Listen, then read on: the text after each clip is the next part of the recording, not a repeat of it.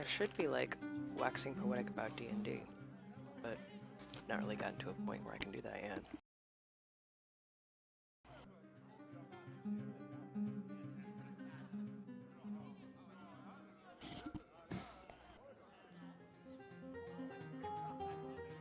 So instead you get to watch me chipmunk stuff my face with popcorn.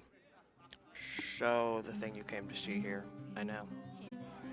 What can I do for Actually when I went to school in Ireland, I was leaving my, like the only reason, like we were going after this huge vault of treasure, and like literally the only reason my rogue would have to abandon the search in the middle is if contacted by Xanathar. Now, I didn't know this at the time. I just didn't think of it, but we wanted to try and figure out a way to give my character a good exit since I was going off to school. And so the DM worked it in that an agent of Xanathar had taken notice of the rogue and said, "We want to hire you." And, you know, at the end of the session that day, he said this was literally the best thing I could think of, like literally the only thing that would take her from this vault is working for Xanathar, because like she wanted to be the greatest, one of the greatest thieves that ever lived. So I don't really need all this information. It's just Dester's Hellmites. Dester's Hellmites.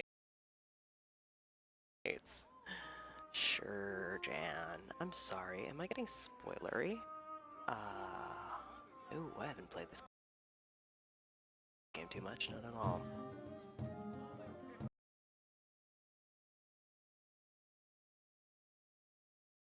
Actually, there's the expansion Hordes of the Underdark I actually started modifying for 5e tabletop. I haven't finished it yet, but I've had a lot of fun with it so far. I've had to like redraw some of the maps for it though and simplify some of the puzzles because otherwise it was just ridiculous. This is the part where we break in and loot everything. You know, as you do. Weapon ineffective? How dare you?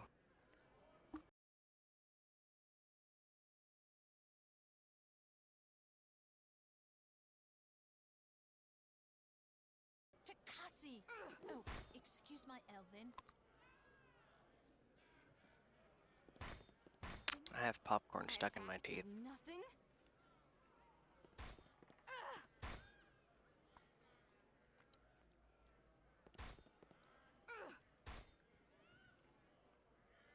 Is anybody making a dent? Ooh. Yes, I'm absolutely gonna cast Magic Weapon for the sole purpose of breaking a chest. What of it? A second viewer, hello. Good to see you.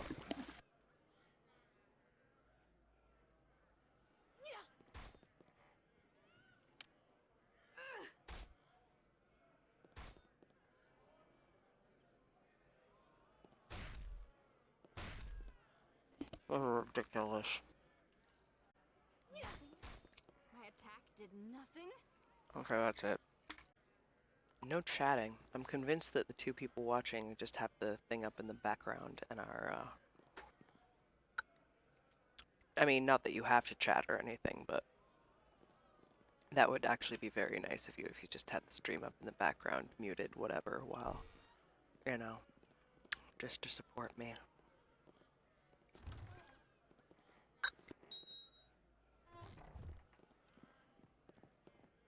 Now I have more popcorn stuff in my teeth. This might have been a mistake, food-wise. Trying to get them magic weapons. Oh, nice. It actually opened for me. Fantastic. Actually, I like looting a little better in this one because you don't have the, if, you know, there's a certain level of stealth that you need in games like Baldur's Gate. Otherwise, you get one thing wrong and suddenly, I serve the flaming fist! Or rogues can't catch a break. Guess by the time they got to Neverwinter Nights, they're like, okay, even if you're not a bunch of murder hobos, you're a bunch of looters, so we're just gonna, you know, cater to those needs. Is there anything up here? Yeah, those of us non-rogue types. I simply can't carry all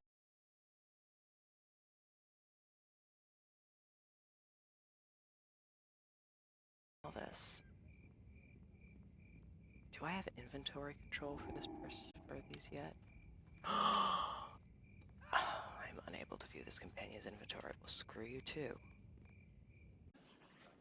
Of course, knowing my luck, what'll happen is I'll buy them, and then, like, 5 minutes later, look what I found. Wow, a whole 100 experience points. You shouldn't have. Every little bit counts, obviously, but, you know, I'm stingy. Wait, no, stingy's not the right word here. Greedy is about. Oh, jeez. Is this a house? I think it is. It's just one I can't get into. Yes, this random building in the middle of nowhere with 0 door. Totally sensical.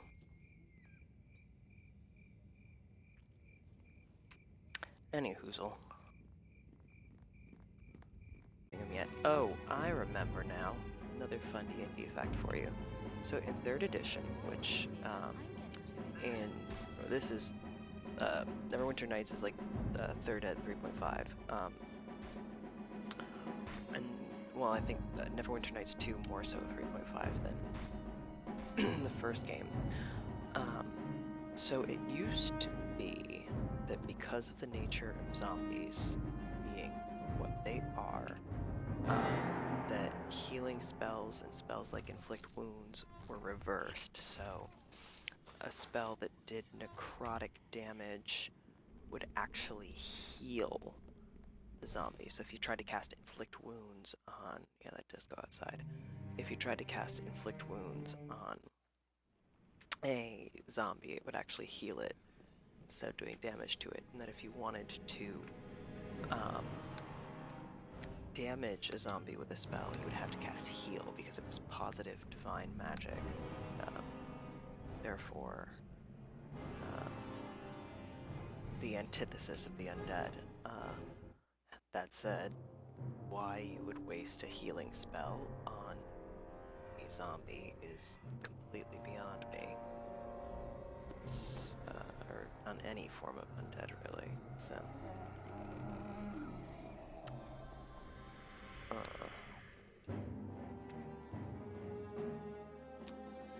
Alright, so that was a potion less.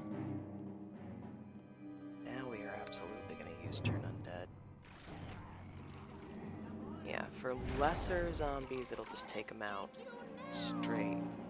And then for lesser undead, yeah, it'll just like destroy them outright. And then I think it's fear that it casts on greater zombies, the ones that make their saves. But then I think under a certain challenge rating, they auto-fail their saves. Now, the scaling system in 5th ed, it's like automatically turns like a CR rating of something, and then once you get to higher levels, you get to destroy undead, which is what happens here with the original, with the turn undead. And it's like you cast when you use your channel divinity to cast destroy undead, it automatically destroys undead of up to a certain challenge rating. The only thing is that you, as the player character, do not necessarily know. Well, I mean, unless you DM and have the stats memorized. But even then, memorizing the entirety of the monster manual would be a feat. You know, unless you as the player don't know the challenge rating or the CR of the monsters per se, so it's not always entirely certain. I mean, some like basic things like basic zombie, basic skeleton, whatever, that's something you assume, but at least confirm, is, you know, fairly straightforward in terms of destroyability. Like, you know whether or not those would be. Excuse my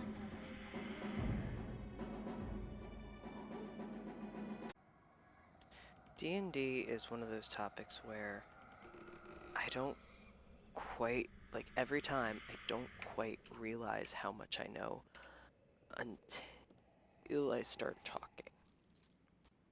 And then it's like, oh, dang, I actually know probably a little more about this than... Okay. Okay, this part's good. Hang on. Actually gonna purposely do a stream marker for this one because this is a story that I'm gonna tell as long as I'm here. So, back when I was still in heavy denial, one Arabeth de Tilmarand was a serious, still is really, serious crush. You have done a great thing in recovering the first of 3 agents for. It is but one small step towards our diplomacy. Like, I would get her whole backstory, talk to her. Of course.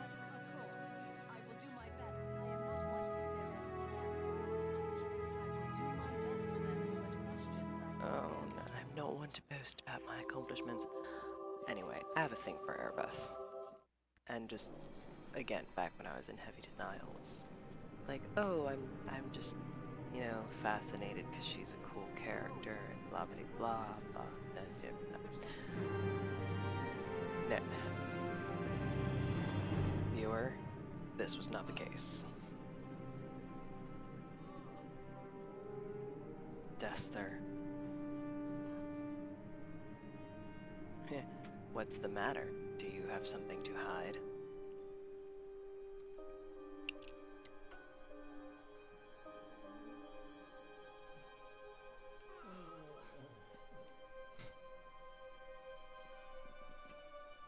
I actually started writing a semi-decent parody of Neverwinter Nights.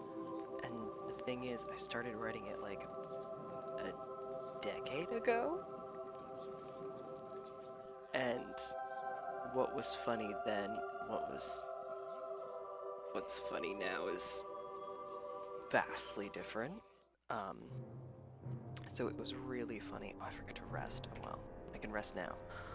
It was really funny seeing what had and hadn't aged well.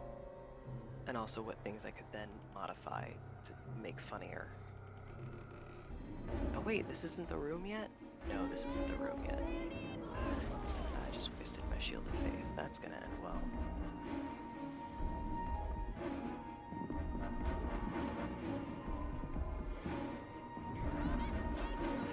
So attack of opportunity for the non-D&D players.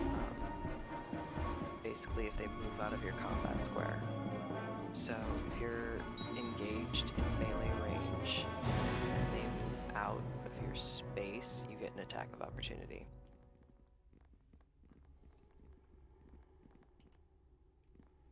I remember one time, I was during a game, actually it was the same campaign that that rogue that went to Xanathar was in. This creature tried to do some acrobatic move over us, and it was over 3 of us. So because he was moving out, I think he was adjacent to all 3 of us. Or whatever he was going to do was actually flip over all 3 of us. So all 3 of us got an attack of opportunity and all 3 of us succeeded. The way it was described was essentially like we all just kind of stabbed up as he did the acrobatics thing, and instead of landing on his feet, he fell down dead. It's really funny. Because what I'm going to fight next is not an undead, and I am so going to zoom out. I'm sorry. Sorry, not sorry. Where are you? No. All the every note ever.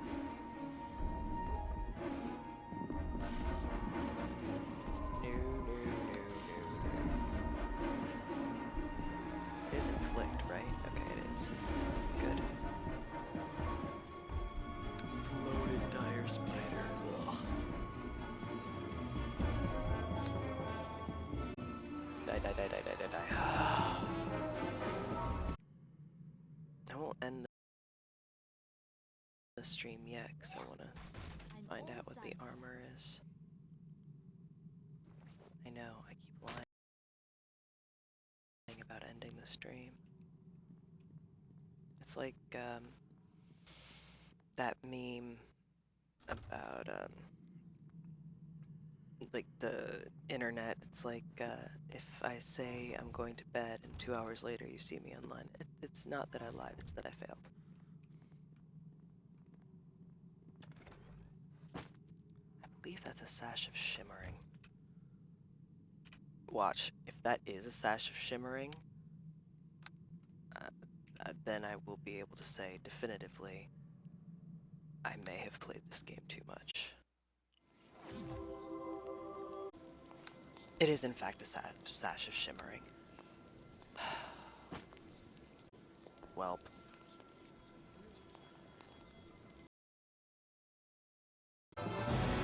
It's like, yeah, goodbye. She keeps playing. In this... Uh-oh, unstable. The internet is telling me I have to stop.